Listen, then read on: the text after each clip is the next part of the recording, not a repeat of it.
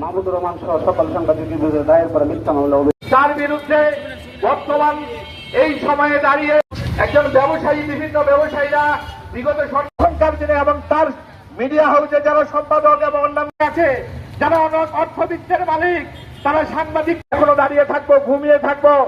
অবশ্যই না।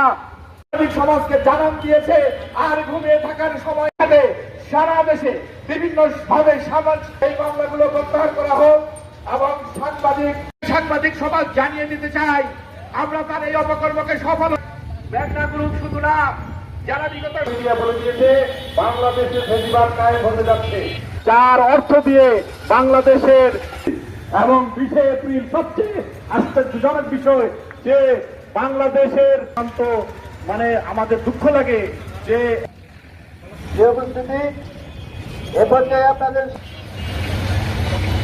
পর্যায়ে আপনাদের সামনে বক্তব্য রাখ ঠাকুরগাঁবাসী এই রাস্তায় নেমেছে সারা দেশে। সংবাদকর্মীকে আপনারা কোনো ধরনের নির্যাতিত করবেন না। সম্পাদক প্রকাশক জনাব মাহমুদুর রহমানের পক্ষে দাঁড়িয়েছি। ফ্যাসিস্ট সরকারের মদতপুষ্ট সেই মেঘনা গ্রুপের কথা বলতে চাই।